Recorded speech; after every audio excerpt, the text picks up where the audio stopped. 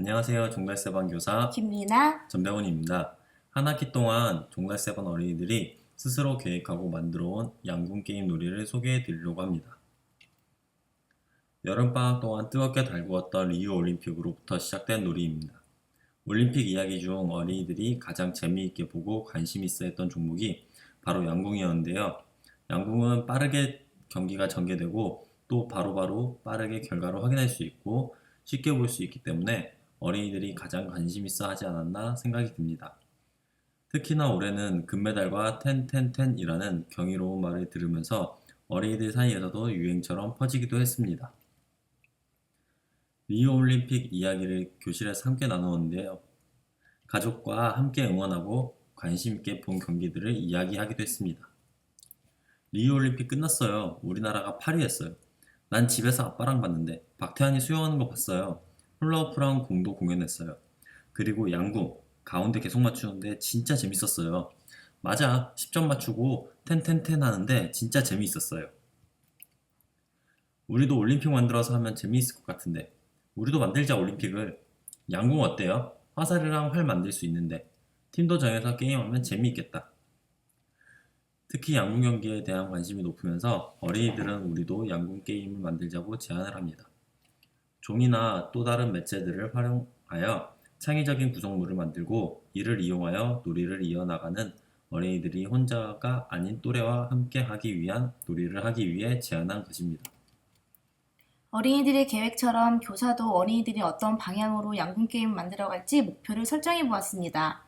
게임을 만들어가는 어린이들에게 가장 중요한 것은 교사의 지원인데 어떤 방법으로 지원을 할까 고민하다가 함께 의견을 나눌 수 있는 장을 마련해 주기로 하였습니다. 소수의 의견을 모으고 또 다수의 의견을 모을 수 있는 서로의 생각을 공유하고 나눌 수 있는 자리를 만들어주는 것을 큰 목적으로 두고 교사도 놀이를 지켜보았습니다. 양궁놀이를 하기 위해서는 먼저 점수판이 있어야 한다고 하여 각자 알고 있는 점수판, 즉 표적판을 만들기 시작합니다. 숫자도 적고 동그라미에 화살을 맞출 수 있는 공간을 만들며 표적판을 만들어 갑니다. 하지만 서로 맞는 크기가 제각각이자 표적판의 크기는 커야 한다고 이야기하며 서로 종이를 붙여가며 큰 종이를 만들어 다시 재정비합니다. 이만한 크기로 해야 해. 가운데에 동그라미를 그리고 숫자를 쓰면 돼. 이제 색칠하면 되겠다. 이렇게 어린이들이 만든 표적판이 완성이 됩니다. 올림픽 경기를 보았을 뿐인데 어린이들은 제법 비슷하게 잘 만들었습니다. 점수판 됐으니까 화살이랑 활이 있어야지. 근데 활을 어떻게 만들어? 종이로? 고무줄 큰 게 있어야 할 것 같은데. 표적판이 완성되었고 두 번째로 필요한 것은 바로 활과 화살입니다. 활을 만들려고 하니 우리가 자주 사용하는 종이나 끈으로는 만들 수 없어 큰 고민에 빠집니다. 생각보다 너무 어려운 과제가 돼버린 활을 어떻게 할까 하다 한 어린이가 활 대신 손으로 던지자라는 새로운 방법을 제안했습니다. 얘들아, 우리 화살을 만들고 여기에 손으로 던지는 방법도 있잖아. 어린이들은 쉬운 방법도 있었네 하는 듯 모두 동의했고 활 대신 화살을 만들게 되었어요. 어린이들이 만든 첫 번째 화살입니다. 각자 나름대로 형태가 나타나고 또 뾰족하게 긴 화살의 형태를 기초 삼아 만들었습니다. 어린이들이 화살을 만들고 표적판을 향해 던지는 모습을 영상으로 보여드리겠습니다.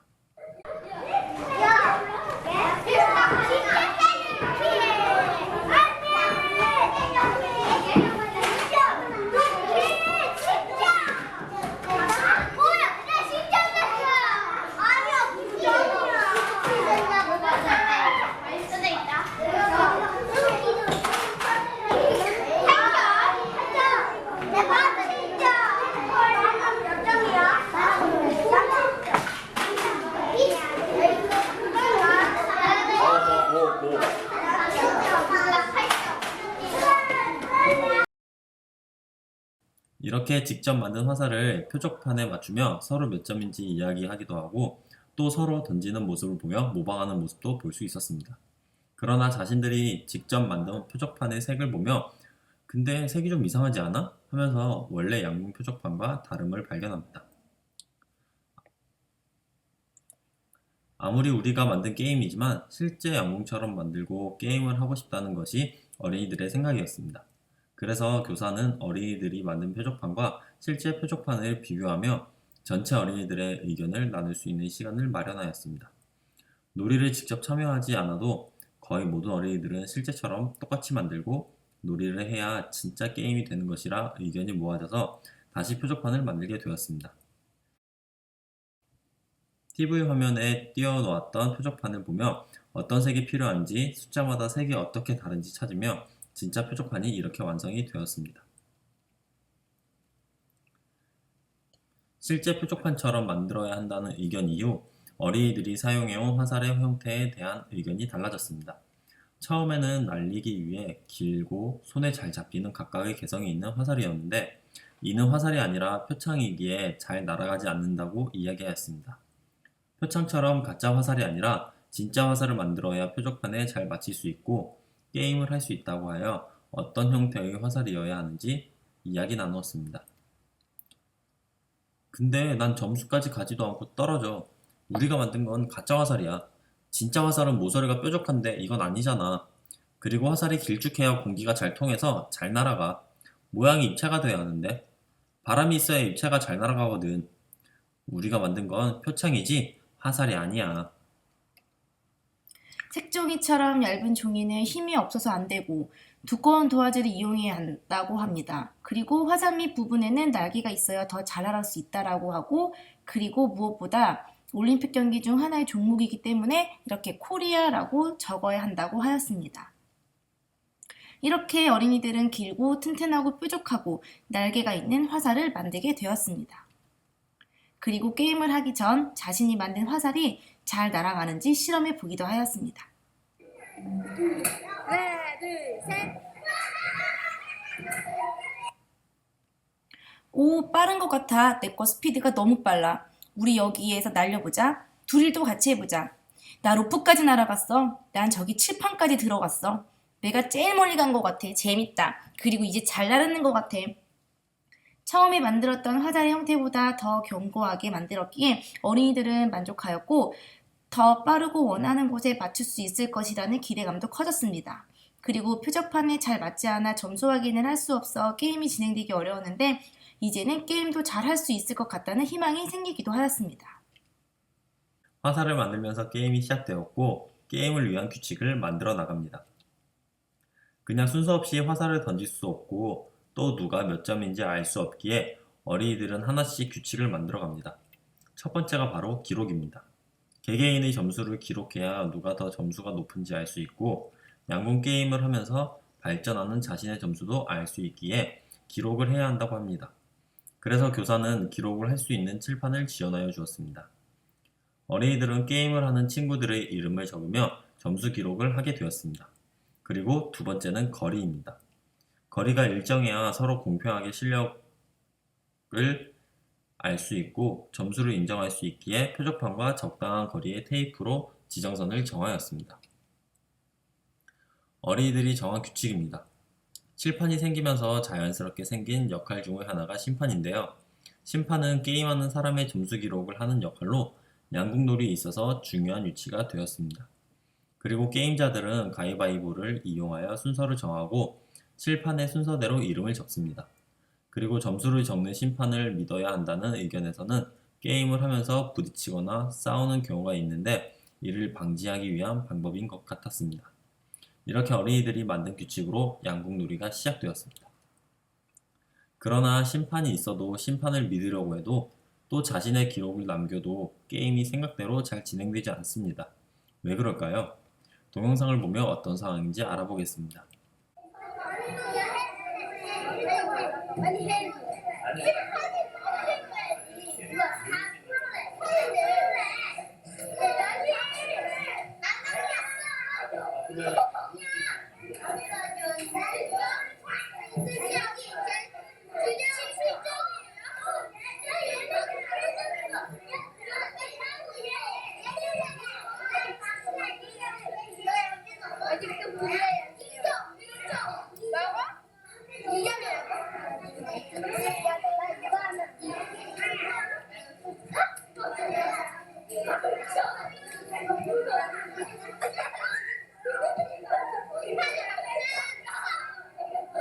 나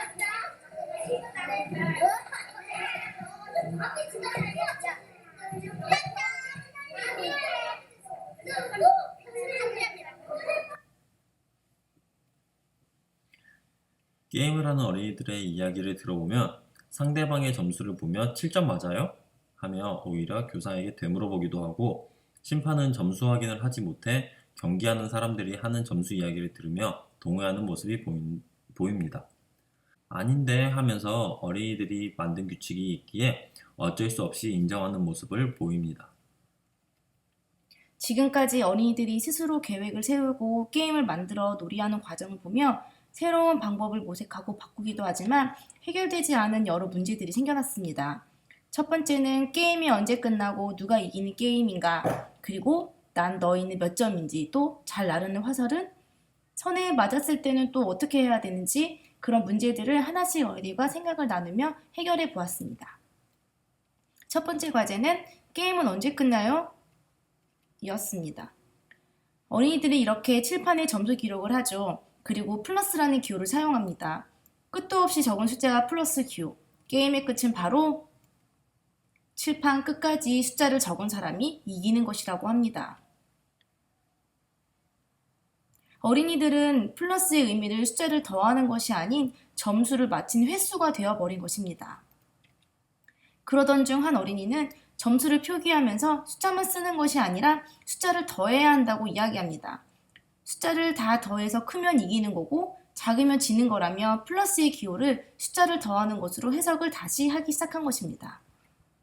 그래서 게임의 승패는 이렇게 점수를 다 더한 값 중 가장 큰 사람은 금메달, 두 번째로 큰 사람은 은메달, 세 번째로 큰 사람은 동메달, 나머지는 다시 도전하기, 이렇게 정해졌습니다.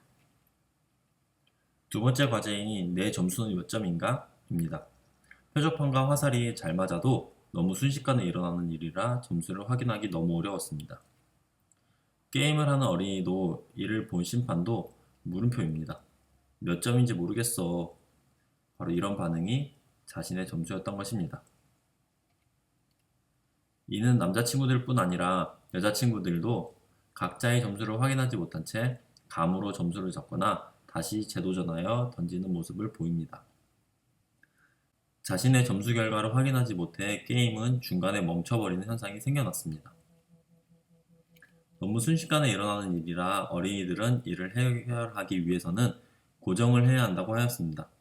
도장을 찍어 표시를 할까 하다가 자석을 이용하여 고정을 하면 쉽게 점수를 확인할 수 있을 것 같다고 하여 교사는 표적판 뒤에 철판과 어린이들이 만든 화살도 다시 수정할 수 있도록 자석을 지원하게 되었습니다. 그래서 자석을 이용한 야구 게임을 위해 새롭게 화살을 만들기로 하였습니다. 그동안 만들어왔던 화살을 토대로 어린이들은 잘 날아가는 화살에 대한 정의를 내리는데요. 이는 그동안 몇 달 동안 만들고 날려본 경험에서 발견한 방법이었습니다. 종이를 돌돌 말고 밑에 붙였더니 무겁게 잘 날아갔어요. 날개를 붙였더니 잘 날아갔어요. 손가락 길이만하게 적당하게 무게도 적당했더니 잘 날아갔어요. 화살을 만들어서 화살 안에 도화지로 구겨서 넣고 던졌더니 잘 날아갔어요. 무겁게 해야 잘 날아갔다.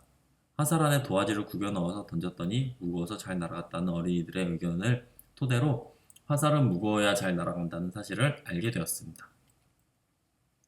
가벼우면 던지자마자 떨어지고 살랑살랑 떨어지고 표적판까지 가지 못했는데 무거우면 화살의 무게로 표적판까지 날아간다는 것이었습니다. 그리고 아까 고정시키기 위해 지원해준 자석을 붙여 무겁고 잘 날아가는 화살을 만들게 되었습니다.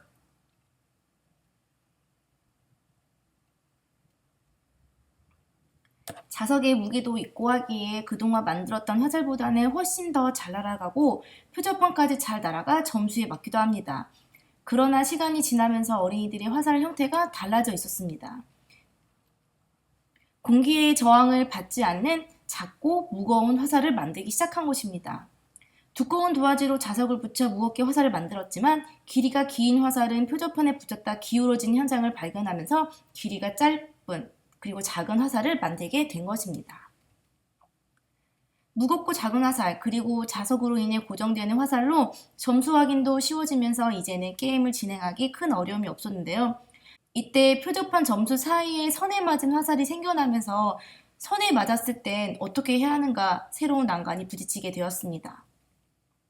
이와 같은 경우 실제 경기에서는 선에 맞을 경우 높은 쪽에 포인트로 인정해 줍니다. 예를 들어 9와 8이 선이라면 9점으로 주는데 어린이들은 세 가지 의견으로 나뉘었습니다. 첫째, 선은 함정이기에 점수를 0으로 줘야 한다. 둘째, 선에 맞더라도 분명 화살이 한쪽으로 더 많이 가 있을 것이기에 더 많은 쪽에 점수를 주어야 한다. 셋째, 선에 맞으면 더 높은 점수를 주어야 한다로 나뉘었는데 세 가지 의견을 다수결로 정하여 첫 번째 의견인 선에 맞으면 함정으로 점수를 0점을 줘야 한다라고 결정을 하게 되었습니다. 이렇게 양궁 게임을 계획하고 만들어가면서 생겨난 문제들을 해결하고 처음에 만들었던 게임 규칙을 수정하여 다시 규칙을 정하게 되었습니다. 처음 규칙과 크게 달라지는 부분은 없지만 심판의 역할이 크고 중요해졌습니다. 심판의 지시에 따라 화살을 날리고 확인하고 또 점수를 기록하여 숫자를 더하는 것까지 하게 되면서 게임의 결과까지 마무리를 위한 체계적으로 규칙을 만들게 되었습니다. 순서 정하는 방법은 기존의 규칙과 동일한 방법으로 진행되어집니다. 가위바위보. 하지만 점수 확인의 방법은 바뀌었습니다. 사진처럼 어린이들은 화살을 던지고 바로 회수하는 것이 아닌 심판이 점수를 확인하고 심판이 화살을 회수해도 좋다고 이야기를 했을 때 점수가 인정되고 화살을 뗄 수 있는 것입니다. 게임자들은 순서에 맞춰 경기를 하고 화살을 던지는 선수의 뒤에는 다음 선수들이 기다리는 모습을 볼 수 있습니다. 또한 심판의 모습을 보면 날아가는 화살을 보며 점수를 바로 확인하는 것을 볼 수 있습니다. 하지만 아쉽게 이 선수의 화살은 표적판에 맞지 못했습니다. 하지만 아쉬워하기보단 다시 하면 되지 하며 긍정적인 모습을 볼 수 있었습니다. 게임 규칙을 수정한 이후 어떻게 놀이가 이루어지는지 영상으로 보겠습니다.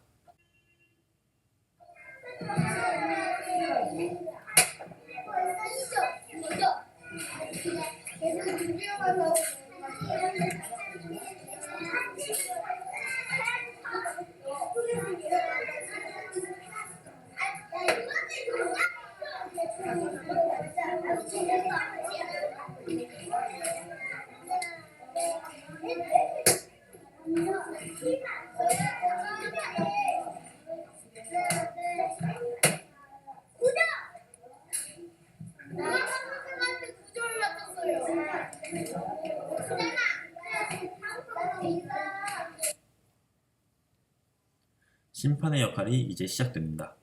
바로 게임자의 점수를 확인하고 적고 있습니다.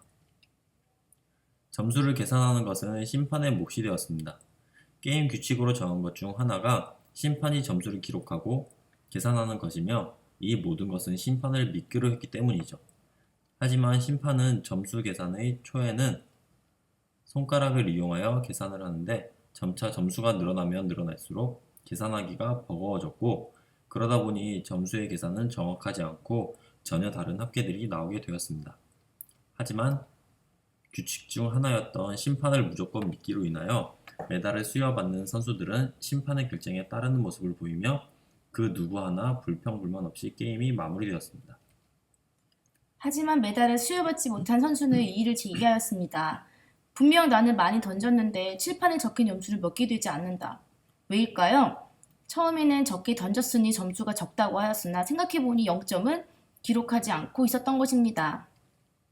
그래서 어린이들의 점수 표시를 더 자세히 하기 위해 라운드를 만들어냈고 이제는 0점도 모두 기록을 해야 한다고 이야기를 했습니다. 그런데 어린이들의 라운드 점수 표기는 독특했습니다. 일반적인 생각으로는 각 라운드에 한 사람이 한 번을 던져 점수를 표기하는데 각 라운드에 두 번을 던져 먼저 점수를 계산하고 또 다시 두 번을 던져 점수를 계산하여 복잡한 방법을 선택한 것입니다. 하지만 점수를 계산하는 데 있어서는 신중한 모습을 보입니다. 교사에게 숫자를 더한 값이 맞는지 확인하며 정확히 계산하려는 모습도 보였습니다. 그래서 손가락을 이용하여 점수의 합을 계산하던 어린이들에게 숫자 1이라는 단추를 지원하였고 각각 점수에 맞게 단추로 숫자를 쉽게 더할 수 있도록 방법을 제안하였습니다. 단추를 제공해 주어 계산을 정확히 하려고 노력한 어린이가 있는 반면 숫자의 약한 모습을 보이며 0과 0을 더하면 2가 된다는 재미있는 이론을 이야기를 하는 어린이도 있었습니다. 0 더하기 0은 2라는 친구에게 0이라는 숫자가 왜 0인지 설명해 주는 어린이로 인해 0도 숫자지만 수의 합계로는 셀 수 없다는 것을 알게 되었고, 전보다 점수 계산에 체계가 잡혀 점수 계산 어려움 없이 이렇게 양궁놀이를 할 수 있게 되었습니다. 점수 계산에 있어 조금씩 자신감이 붙자 칠판에 적은 점수가 틀렸을 때는 지우고 다시 쓰곤 합니다. 숫자가 틀려서 숫자만 지우려고 했으나 어린이들이 점수의 구분을 위해 그려놓은 선까지 모두 지워버리자 불편함을 이야기하였고 다시 처음부터 써야 하는 힘듦도 생겼습니다. 그런 모습을 계속 지켜보다가 교사가 점수판 표기를 지원해 주었습니다. 어린이들이 놀이를 하는 데 있어 선이 지어지고 구분을 하기가 어려워 전기 테이프로 각 칸의 구분을 주었고 상단에는 1에서 6라운드까지의 표시와 점수 합계의 글씨를 써주었습니다. 그리고 더 글씨들은 지우고 붙이고 하는 부분이 아니기에 투명 테이프로 지워지지 않게 틀을 만들어 주었습니다. 어린이들은 선이 지워지지 않고 점수를 쓰고 지우는데 걱정을 하지 않아도 된다며 빠르게 점수를 계산할 수 있어 수를 더하는 데 있어 자신감이 생긴 듯 즐거워하는 모습을 보였습니다. 지금도 교실에는 양궁놀이가 계속 진행 중에 있습니다. 사진에서 보다시피 6라운드의 수를 각각 통에 넣어 개인의 점수에 맞는 단추의 수를 넣어 계산하고 있습니다. 혼자 계산하기 어려운 어린이들은 서로 도와가며 점수를 더해주었고 혼자의 힘이 아닌 함께 서로 도와가며 일을 해결하려는 협동하는 모습도 볼 수 있었습니다. 양궁놀이는 처음 시작부터 혼자의 힘으로 읽어낸 놀이가 아닌 첫 시작부터 친구들과 함께 놀이를 하기 위해 노력했기에 가능했던 놀이입니다. 어린이들 스스로 계획하고 만든 놀이이기에 더 큰 보람을 느끼고 뿌듯함을 느낄 수 있었습니다. 우리들의 힘이 있었기에 할 수 있었다고 이야기할 수 있었던 것입니다.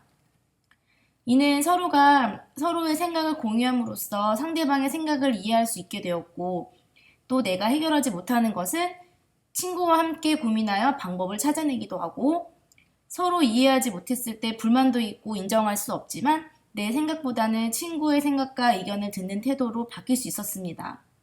양궁놀이를 통해 어린이들은 나 자신보다 타인을 먼저 생각하고 배려하는 생각으로 변화된 것 같았습니다.